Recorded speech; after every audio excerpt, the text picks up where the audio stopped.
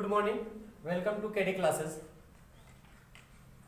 देखिए आपके सामने आज Mendelian basis of inheritance class 12 का बायोलॉजी, और जैसे मैंने बताया ये जो चैप्टर है क्लास 10 में भी आपको देखने को मिल सकता है।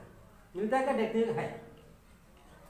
तो क्लास 12 में हमने जो बायोलॉजी में जेनेटिक्स पढ़ा है, मेंडेलियन बेसिस ऑफ इनहेरिटेंस जो पढ़ा है, तो मेंडलवाद का क्या महत्व होता है, यानी मेंडल ने जो सिद्धांत दिया था, मेंडल ने जो आनुवंशिकता का नियम प्रतिपादित किया था, उस नियम के से क्या क्या फायदे हैं, इसका क्या क्या यूटिलाइज है, क्या बेनिफिट है, व्हाट इज द इम्पोर्टेंस। आप कह सकते हैं लाइफ में इंपॉर्टेंस है, साथ ही साथ आपका इकोनॉमिक भी इसका बेनिफिट हो जाता है। तो मेंडल को महत्व को जानेंगे हम। मेंडल के महत्व से क्या मतलब होता है। सबसे बड़ी बात, मेंडल ने बताया कि हम दो अच्छे किस्म के जीवों के मत क्या कराते हैं, संकरण, हाइब्रिडाइजेशन कराते हैं। यानी दो लोग हैं, जैसे आपको ये मान लीजिए हैं दो अलग अलग वेराइटीज के, दो अलग अलग कलर के, दो अलग अलग आपके जीवों के मत क्या कराते हैं, हम संकरण कराते हैं। तो संकरण की वजह से अच्छे गुण वाले संतान की उत्पत्ति होती है। सबसे अच्छा इंपॉर्टेंस इसका रूल है, नियम है, या कह सकते हैं सबसे बेस्ट इसका महत्व आप कह सकते हैं कि जेनेटिक्स का, आनुवंशिकता के नियम का सबसे अच्छी क्वालिटी का क्या इसका बेनिफिट है, क्या लाभ है, आप महत्व के बारे में सबसे समझेंगे। तो संकरण के माध्यम से, किसके माध्यम से, संकरण के माध्यम से हम अच्छे गुण वाले संतान को उत्पन्न करते हैं। अकॉर्डिंग टू संकरण, अकॉर्डिंग टू हाइब्रिडाइजेशन, यानी हाइब्रिडाइजेशन के माध्यम से हम अच्छे गुण वाले संतान की उत्पत्ति की जाती है। ये सबसे इसका बेनिफिट है, बहुत अच्छा बेनिफिट है। यानी दो अच्छे अच्छे नस्लों को आपस में संकरण कराइए तो उससे जो नस्ल पैदा होंगे, जो संतान बनेगा, जो भावी पीढ़ी उत्पन्न होगा, क्या होगा, आपके उन दोनों नस्लों की अपेक्षा और बेटर होगा और अच्छे गुण वाले होंगे। तो ये इसका सबसे मोस्ट इंपॉर्टेंट आपका बेनिफिट। इसके अलावा दूसरा देखेंगे, मेंडल का आनुवंशिकता के नियम के अनुसार से हम प्रभावी, ये पहला। दूसरा क्या होता है, मेंडल का आनुवंशिकता के नियम के अनुसार से हम प्रभावी, यानी जो प्रभावी कैरेक्टर होता है, डोमिनेंस कैरेक्टर, और आपका अप्रभावी, रेसेसिव कैरेक्टर जिसे कहते हैं, अप्रभावी का भेद किया जा सकता है, डिफरेंट किया जा सकता है। तीसरा होगा शुद्ध और आपके अशुद्ध में भेद कर सकते हैं, अंतर कर सकते हैं। शुद्ध और अशुद्ध प्लांट में क्या कर सकते हैं, अंतर कर सकते हैं। यानी आनुवंशिकता के महत्व में क्या होता है, पहला बताया गया, संकरण के माध्यम से भावी पीढ़ी अच्छे नस्ल वाले पैदा किया जा सकता है। दूसरा, प्रभावी और अप्रभावी आपके जीवों में, संतानों में अंतर पैदा कर सकते हैं, आप भेद अंतर कर सकते हैं। शुद्ध अशुद्ध प्लांट कैसे होते हैं उसको जान सकते हैं, कौन शुद्ध प्लांट है, कौन अशुद्ध प्लांट है। आपका नेक्स्ट होता है प्रतिरोधक क्षमता वाले आपके किस्मों में, जीवों में, उसमें सुधार किया जा सकता है। जैसे गेहूं हुआ, चावल हुआ, गन्ना हुआ, आलू हुआ, ये सब क्या होते हैं, इस आपके प्लांट में अगर आपके रोगग्रस्त होते हैं, रोगों से प्रभावित होते हैं, तो आपका पैदावार अच्छा नहीं होता, उन्नत किस्म के बीज नहीं बनते, उन्नत किस्म की फसल नहीं आती, जिसमें पौष्टिक की कमी हो जाती है। तो आपके आनुवंशिकता के नियम को ध्यान में रखते हुए हम क्या कर सकते हैं, आने वाले आप जो संतत होगा, जो प्लांट उत्पन्न करते हैं, वो क्या करते हैं, आपके अच्छे नस्ल के हो, जो पौष्टिक आहार से भरपूर हो, ठीक, अच्छे आपके प्लांट हो जिसमें पौष्टिकता का मात्रा ज्यादा हो, प्रतिरोधक क्षमता ज्यादा हो, रोग से लड़ने की क्षमता का विकास ज्यादा हो। यानी ऐसे प्लांट आजकल विकसित किए जाते हैं जो आप क्या होते हैं, रोग लड़ने की इम्यूनिटी पावर, प्रतिरोधक क्षमता क्या होती है, सबसे ज्यादा होती है, ताकि आपके रोगाणु कीटाणुओं से कि वो बच सके। तो आनुवंशिकता का नियम का महत्व होता है, बेनिफिट होता है। यानी आप जैसे लोगों से आपका संकरण कराएंगे वैसा जीव उत्पन्न होता है। इसीलिए कहा गया, इसका अगर लाइफ साइकिल की बात करें, हम जीवन चक्र की बात करें, खास करके मानव की जीवन चक्र की बात करें, तो मानव के जीवन चक्र में आपका आनुवंशिकता का बहुत महत्व है। क्योंकि दो लोगों से जो आपका संतान किससे होगा, दो अलग अलग आपके सेक्सुअल रिप्रोडक्शन में दो आपका male and female, male and female से क्या होता है, आपका जो संतान उत्पन्न होगा वो संतान कैसा होगा, आपका अच्छे नस्ल का होना चाहिए। इसलिए कैसे होंगे, जब इसके गुण और इसके गुण अच्छे होंगे तो ये आपका संतान अच्छा होता है। इस नियम के अनुसार ये आपको देखने को मिला, इसीलिए कहा जाता है कि हम जब भी, अगर हम बात करें अपने जीवन में वर तलाशते हैं, किसी की शादी ब्याह की बात करते हैं, मैरिज की बात करते हैं, तो ऐसे लोगों से उसकी शादी विवाह करना चाहिए जिसकी क्वालिटी अच्छी हो, क्योंकि क्वालिटी अच्छी रहेगी तो आने वाला संतान भी क्या होगा, क्वालिटी वाला होगा। पता लगा जो मन बुद्धि का है उससे आप किसी की शादी कर दीजिए, तो बच्चा मन बुद्धि का हो सकता है। गजेड़ी हो, शराबी हो, उससे आप शादी करें, बच्चा गजेड़ी शराबी हो सकता है। इसलिए आज जो लोग वर खोजने जाते हैं तो उसमें देखते हैं कहीं गजेड़ी नहीं है, शराबी नहीं है, मन बुद्धि नहीं है, पागल नहीं है, ठीक है। तो ऐसे क्यों देखा जाता है? क्योंकि जो आपकी क्वालिटी उसमें होगा, उसके पेरेंट्स होंगे, वही तो उसके बच्चों में जाएगा। तो इसलिए अगर आप अच्छे लोगों से आपका संबंध स्थापित होगा तो आपकी जो संतान होगी, जो पीढ़ी होगी, वो अच्छी होगी। अगर अच्छे लोगों से संबंध स्थापित नहीं होंगे, जो संतान होगी, जो पीढ़ी होगी, जो नस्ल होंगे, आप अच्छे नहीं होंगे। अनुवंशिकता के कारण ही आज आपके मार्केट में, समाज में अच्छे किस्म के, उन्नत किस्म के आपके आज प्लांट मिलते हैं, जू दिखाई देते हैं, अच्छी क्वालिटी के मिलते हैं। गन्ने या आपका जो पैदावार अच्छा नहीं होता था, जिसकी पैदावार अच्छी नहीं थी, जिसमें पौष्टिक आहार अच्छा नहीं था, लेकिन आज क्या हुआ, आपके हाइब्रिडाइजेशन के माध्यम से, संकरण के माध्यम से, मेंडल ने जो नियम दिया उसके बाद ही क्या हुआ, आपके आज जितने भी हम अच्छे नस्ल के फसल लाते हैं, संकर बीज बोलते हैं, हाइब्रिड बीज बोलते हैं, रिसर्च बीज बोलते हैं, तो वो बीज बोने से क्या होता है, ताकि अच्छी पैदावार हो। तो ये आपका मेंडल के आनुवंशिकता नियम के प्रतिपादन होने के बाद ही हुआ, तब ये चीज देखने को मिला।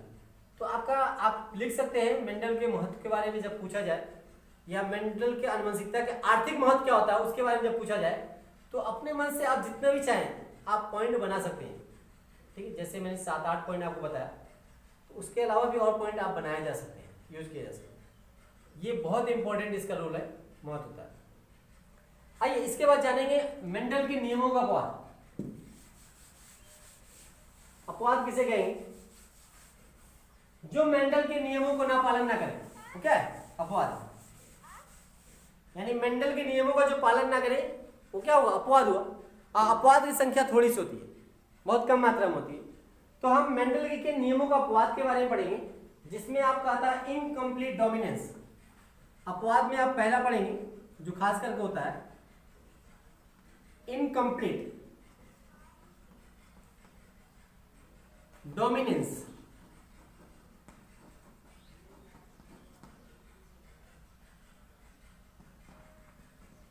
हिंदी में कहते हैं इसे अपूर्ण प्रभाविता।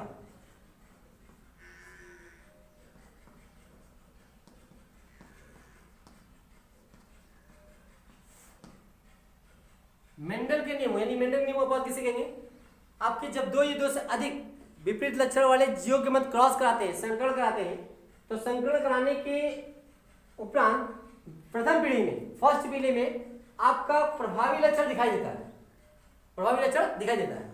लेकिन कुछ ऐसे भी एग्जाम्पल देखने को मिले, ऐसे भी आपके समाज में ऐसे आपके जीव देखने को मिले जो जब दो विपरीत लक्षणों के मध्य क्रॉस कराया जाता है, तो क्रॉस कराने पे F1 पीढ़ी में आपका प्रभावी लक्षण उत्पन्न नहीं होता है। यानी एक प्रभावी होता है, दूसरा अप्रभावी होता है। तो F1 पीढ़ी में आपका प्रभावी लक्षण आना चाहिए, लेकिन प्रभावी भी नहीं आता है, ना ही अप्रभावी आता है, ऐसा देखने को मिला है। तो जो नियमों का पालन ना करे वो क्या करेगा, अपवाद कराएगा। दूसरी अपवाद में आप पढ़ेंगे इनकम्प्लीट डोमिनेंस क्या होता है, अपूर्ण प्रभाविता का नियम किसे कहते हैं? इसे कहते हैं लॉ ऑफ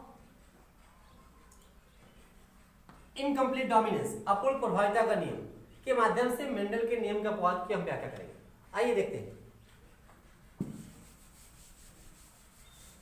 ठीक है, एक प्लांट होता है मिराबिलिस जलापा, प्लांट का नाम है मिराबिलिस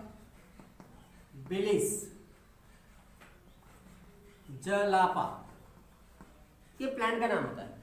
यानी पौधा पाया जाता है मिराबिलिस जलापा। इस पौधे में 3 किस्म के आपके पुष्प के रंग पाए जाते हैं, पुष्प के रंग पाए जाते हैं, याद रखिएगा, रेड, पिंक एंड व्हाइट।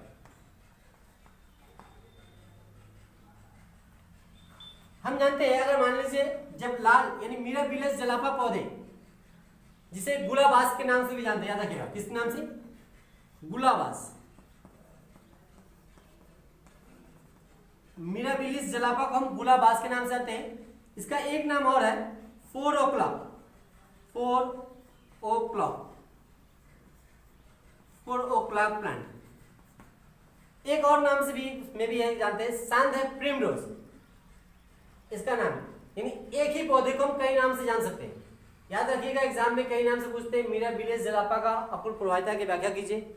गुलाबास अब इनकम्प्लीट डोमिनेंस किस पौधे में पाया जाता है, कह सकते हैं गुलाबास या फोर ओ क्लॉक के नाम से हम जानते हैं। इसमें होता क्या है, जब लाल और सफेद पुष्प के मध्य क्रॉस कराएंगे हम, याद रखिएगा जब लाल और सफेद, कैसा, रेड, लाल एंड सफेद पौधे के मध्य क्रॉस कराते हैं तो F1 पीढ़ी में लाल रंग आना चाहिए। यानी प्रभाविता के नियम के अनुसार, प्रभाविता के नियम के अनुसार कैसा आना चाहिए, लाल पुष्प। देखिए जब ये जनक हुआ, ये भी आपका जनक है, जब दो विपरीत लक्षण यानी लाल पुष्प और सफेद पुष्प पौधे के मध्य क्रॉस कराएंगे तो F1 पीढ़ी में यानी प्रथम पीढ़ी में प्रभाविता नियम के अनुसार लाल पुष्प दिखाई देना चाहिए। लेकिन जबकि मिराबिलिस जलापा में आपका फोर ओ क्लॉक प्लांट में, गुलाबास प्लांट में ऐसा नहीं होता है। तो ऐसा होता क्यों नहीं है, इसी को आप क्या करेंगे जानने के लिए हम आपका मेंडल के नियम को अपवाद को जानते हैं। जब लाल और सफेद में क्रॉस कराएंगे तो F1 पीढ़ी में लाल और सफेद का रंग ना आकर के इन दोनों का मध्य का रंग आता है। कैसा आएगा, मध्य का रंग। अब बताइए जैसे लाल अगर कोई चीज है, लाल रंग है, उसमें और सफेद कलर मिलाइए, मतलब लाल अगर कोई चीज आपका रंग बना के रखा है आपने, घोल बनाया है, उसमें और पानी मिलाइए तो क्या होगा, उसका कलर हल्का होगा ना जी। तो हल्का कलर होगा, कैसा आएगा, तो लाल का हल्का क्या होता है, गुलाबी, हम जानते हैं।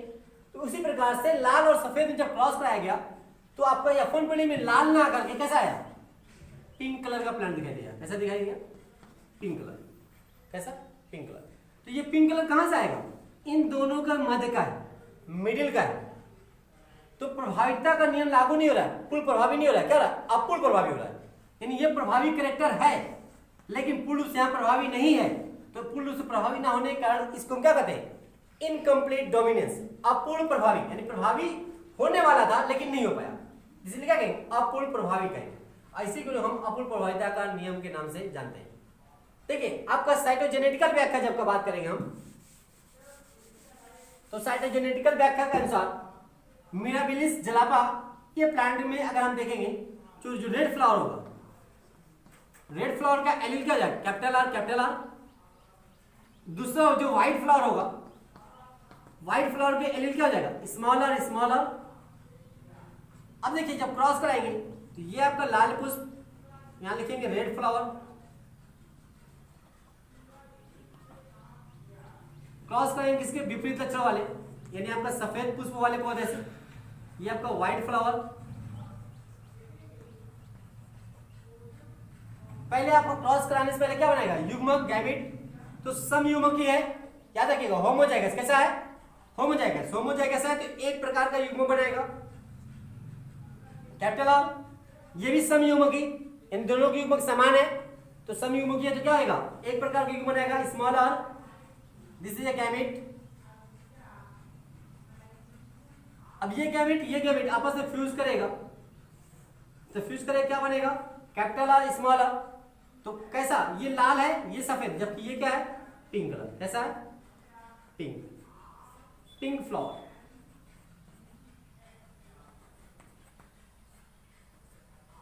कैसा है, पिंक फ्लावर। इसी को हम क्या कहते हैं, अपूर्ण प्रभाविता का नियम कहते हैं।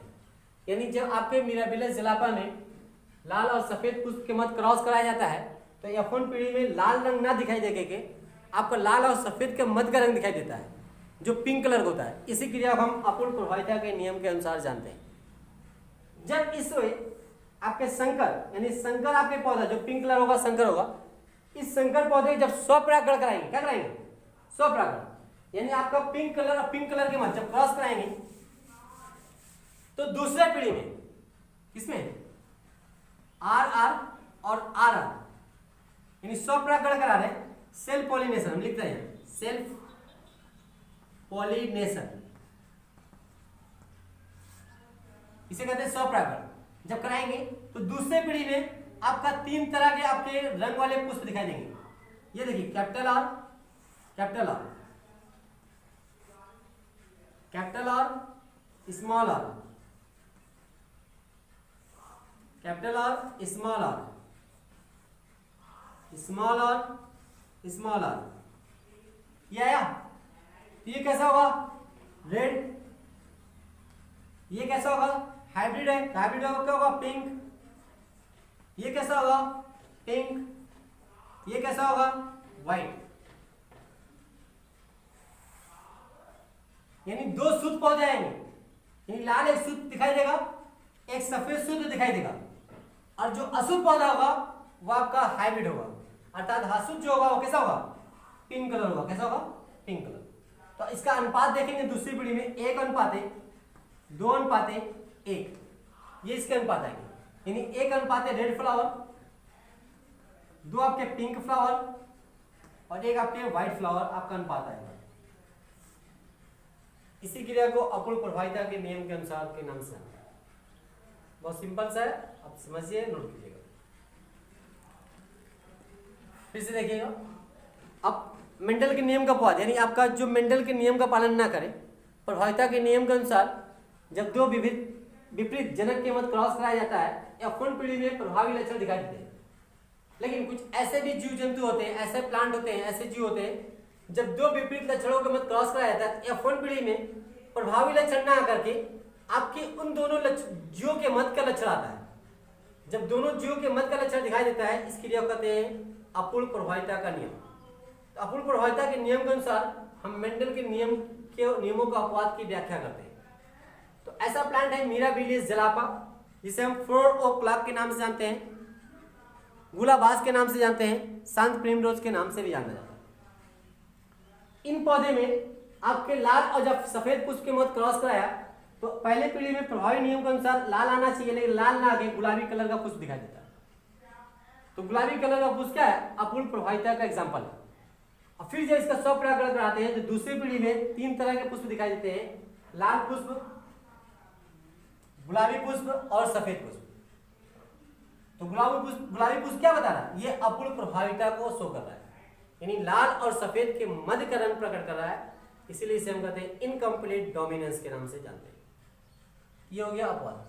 इस अपवाद के बाद इस वीडियो में आपका ये खत्म है, 10 में आपका यहीं तक है।